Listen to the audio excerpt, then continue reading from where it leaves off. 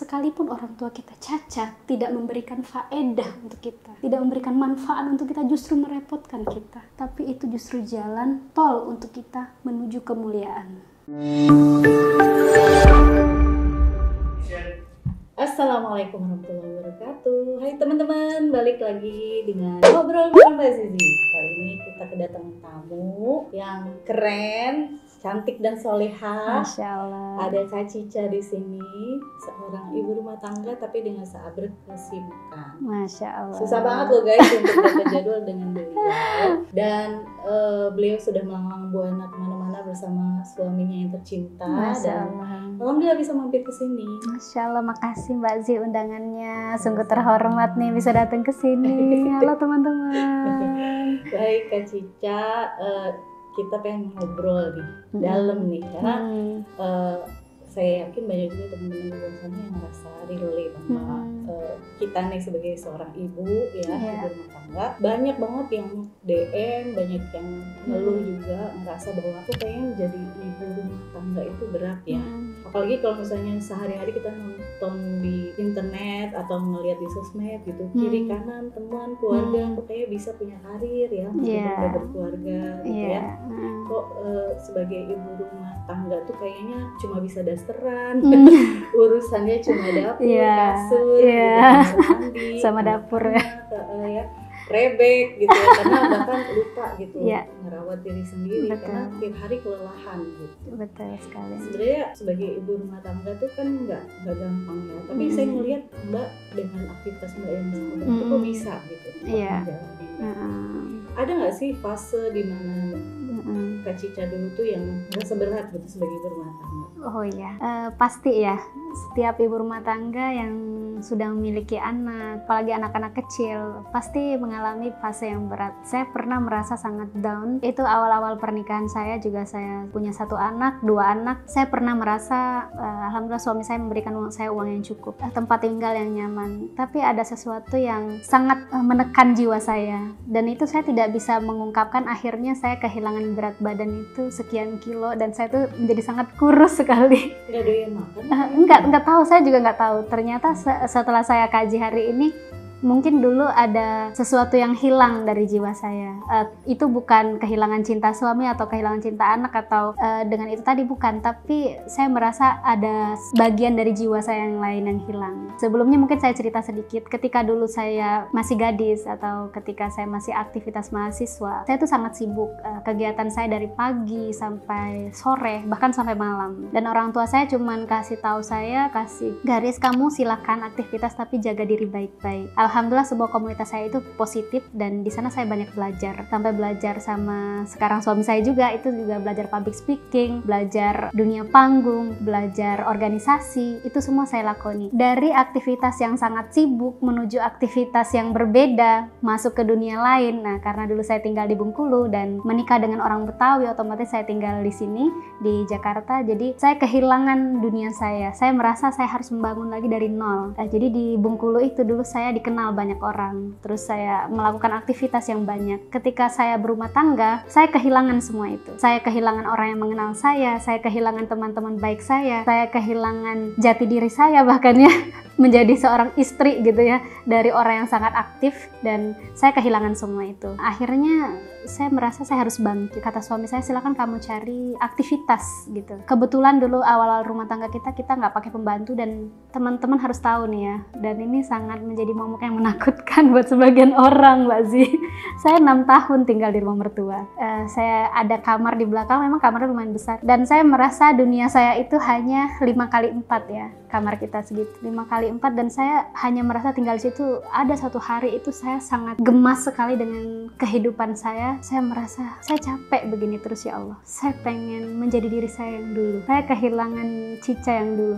Berkali-kali saya menangis, saya tertekan gitu, saya mengungkapkan. Ya, alhamdulillah dibantu oleh suami saya bangkit perlahan-lahan. Nah, jadi yang paling pertama yang saya lakukan dulu adalah menerima diri dengan ikhlas bahwa saya adalah sudah menjadi seorang ibu, di mana banyak orang lain yang tidak bisa menjadi ibu, tapi saya diberi karunia memiliki 2 orang anak saat itu. Saya harus menerima kehidupan saya yang lain adalah bahwa saya sudah menjadi seorang istri. Seorang istri adalah surganya ada pada suami. Nah, jadi apapun yang suami saya lakukan kepada saya, yang suami saya ajak, yang suami saya nasihati, saya harus terima semua itu. Walaupun saya tinggal di rumah mertua karena suami saya orang Betawi dan satu-satunya anak laki-laki, jadi tidak boleh keluar rumah. Jadi saya harus menerima itu dengan lapang dada. Nah, lalu kemudian suami saya juga menganjurkan bahwa saya harus banyak belajar. Nah, belajar ini adalah yang paling penting karena buat seorang ibu rumah tangga, ketika kita mencukupkan diri kita hanya dengan batas ilmu 1-2 aja, dengan pengetahuan kita, apalagi dengan media sosial yang saat hari ini kita scroll, dan saya sangat tidak setuju ya Mbak Zia, ketika sering scroll itu malah kita mendapatkan feedback yang negatif, seperti mengajak membenci suami, mengajak membenci anak-anak, mengajak membenci mertua, orang tua gitu, demi mencintai dirinya sendiri. Menurut saya ketika kita menerima diri kita seutuhnya, ada banyak hal yang justru Allah lipat gandakan kebahagiaan kita. Alhamdulillah di perjalanan saya bersama suami tadi, saya menemukan jati diri itu. Saya bilang saya nggak bisa gini terus, saya harus ada kegiatan, saya harus banyak belajar. Alhamdulillah suami memfasilitasi. Akhirnya pada suatu ketika di 5 tahun pertama rumah tangga kami, karena suami juga sibuk bisnis, saya belajar bisnis juga. Belajar bisnis yang sampai hari ini saya dan suami tekuni. 5 tahun yang lalu, saya itu ya sama lah mungkin kayak ibu rumah tangga pada umumnya Mbak Zia. Pagi-pagi saya nyuci, saya nyetrika, ngurus anak, nyuapin anak, ya semuanya lah kegiatan rumah tangga. Dan saya saat itu tertantang sekali, saya ingin sekali membantu orang tua saya. Ya, pasti banyak banget nih yang pada bilang, kan gampang banget kita kalau berbakti sama orang tua yang emang baik sama kita, yang support kita selama ini gitu. Sedangkan orang tua kita tuh yang kerjanya tuh suka ngutang, yang sering bilang kita anak durhaka gitu. Tuh gimana tuh cara berbaktinya? Soalnya kita mau ngasih berapapun kayaknya masih kurang aja gitu ya. Itu kan berat ya. Benar. Sebenarnya gimana sih? Ya, jadi di dunia ini konsepnya itu nggak ada ketika ada orang tua yang jahat, otomatis titel orang tua dia, titel dia sebagai orang tua itu terlepas dari kita. Itu nggak ada. Sekalipun orang tua kita itu jahat, titel kita tetap sebagai anak dia. Secara material, biologis, kita terlahir dari diri mereka. Jadi kita tidak bisa lepas dengan mereka. Jadi secara material juga, secara sainsnya juga, tubuh kita tidak mampu terlepas dari orang tua kita. Jadi ketika kamu mau sukses, ketika kamu mau kaya raya, mau hidup berlimpah, mau tidak mau, senang tidak senang, suka tidak suka, kamu wajib memuliakan orang tua kamu. Bagaimanapun mereka, mau mereka jahat, mau mereka suka ngutang, mau mereka tidak mengasihi kita, mau mereka membuang kita sekalipun, titel mereka tetap adalah orang tua kita, dan titel kita adalah tetap berbakti kepada mereka. Itu dulu konsepnya. Jadi konsep yang pertama adalah konsep berbakti, baik ataupun buruk orang tua kita. Konsep kedua adalah Allah itu akan sangat memuliakan anak yang berbakti. Berapa banyak kita baca kisah dalam Islam terutama ya, seperti Uwais Al-Qarni. Itu bagaimana dia hanya seorang laki-laki miskin, bahkan dikatakan di sana di tempat dia itu laki-laki paling miskin. Dia juga mempunyai sakit kulit yang itu membuat orang itu tidak ingin dekat dengan dia. Dan dia memiliki ibu yang cacat. Setiap hari pekerjaan dia hanya mengurusi ibunya saja. Setiap hari ibunya itu dia layani dengan benar. Suatu hari ibunya minta berangkat haji, dan dia mendengar suatu hari dia itu sudah tahu kalau Rasulullah itu masih hidup, dan dia berapa kali ingin datang kepada Rasulullah, dan ternyata ketika dia datang ke tempat Rasulullah, Rasulullah sedang pergi berperang.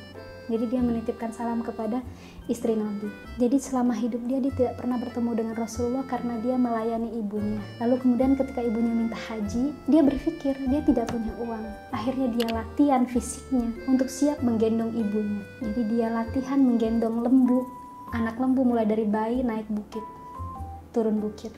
Sampai anak lembu itu besar, dia mampu dan kuat menggendong naik bukit turun bukit sampai dikatakan Uwais Qarni itu gila. Ternyata ketika dia merasa sudah cukup kuat badannya, dia gendong ibunya dari Yaman menuju ke Mekah dengan jalan kaki, menggendong ibunya dan berputar tawaf di depan Ka'bah. Ketika tawaf depan Ka'bah, dia tidak minta untuk dosa dia diampuni, tapi dia cuma berdoa, ya Allah, ampunilah semua dosa ibuku. Dan ibunya bertanya kan, kenapa engkau tidak meminta dosamu diampuni? Kata ibu, kalau dosa ibu sudah diampuni, ibu pasti masuk surga, itu sudah cukup untukku.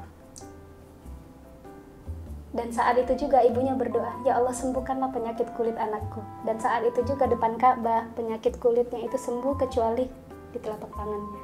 Sebagai pertanda suatu hari nanti Rasulullah berkata kepada para sahabat terdekatnya untuk datang meminta doa kepada Uwais Al-Qarni, seorang anak yang sangat berbakti dengan ibunya dan dia tidak terkenal di dunia tapi terkenal di langit. Ini membuktikan bahwa sekalipun orang tua kita cacat, tidak memberikan faedah untuk kita, tidak memberikan manfaat untuk kita, justru merepotkan kita, tapi itu justru jalan tol untuk kita menuju kemuliaan. Sampai-sampai Rasulullah mengatakan doa Uwais tidak tertolak. Dia sudah menjadi makhluk surga sebelum dia masuk surga. Lalu kemudian ada lagi cerita Nabi Musa. Suatu ketika diberitahu kepada malaikat, ada sahabatmu nanti di surga. Dia berada di pasar, dia adalah tukang daging. Ketika disamperin, ternyata benar dia potong-potong daging. Ternyata dia sedang pilih-pilih daging yang bagus dan daging yang biasa. Daging yang bagus ini ternyata akan dia bawa pulang. Saat itu Nabi Musa ikut ke rumah dia dan dia menyaksikan. Pulang dari pasar dia masakin ibunya dan dia suapin ibunya dengan daging yang bagus. Setelah selesai masakin dan suapin ibunya, barulah dia makan. Ternyata anak yang berbakti seperti ini, yang biasa saja hanya pedagang, dijadikan sahabat seorang nabi dan rasul di surga. Artinya apa? Berbakti dengan orang tua itu memiliki kemuliaan dan faedah yang sangat besar. Jadi ketika kita ingin rezeki kita dipantaskan, dimampukan sama Allah, ya berbuat baiklah kepada orang tua kita. Mau gimana pun orang tua kita, berbuat baik aja dengan orang tua kita. Hari ini orang tua kita mengatakan jelek kepada kita, kita bilang baik-baik. Mama, apapun yang mama katakan itu terkabul untuk saya. Jadi mohon detik ini mama istighfarkan dan doakan yang terbaik untuk saya. Oh mama doakan anak saya gini-gini. Rumusnya ketika kamu ingin mendapatkan doa yang baik dari orang tua kamu, kamu harus selalu bawa hadiah untuk orang tua kamu. Walaupun hadiah itu kecil, walaupun hadiah itu tidak seberapa, tapi ketika kamu membawanya dengan penuh cinta, Ma, ini tadi ada jeruk loh, saya beliin dari pasar buat mama. Tolong doakan mah saya sekarang. Jadi jangan sungkan jadi anak minta doa sama orang tua. Saya pagi, siang, sore, malam tiap saya ketemu dan menatap ibu saya selalu bilang, Mah doain Cica. Karena saya tahu apa yang dipikirkan terbesit dalam benak orang tua kita itu langsung Allah kabulkan. Bisa jadi hari ini orang memandang kita, kok kamu gampang sih suksesnya? Bukan kita yang gampang, tapi doa orang tua kita yang sudah dikabulkan. Jadi buat orang yang merasa rezekinya gampang, pasti di balik itu ada doa orang tua yang luar biasa.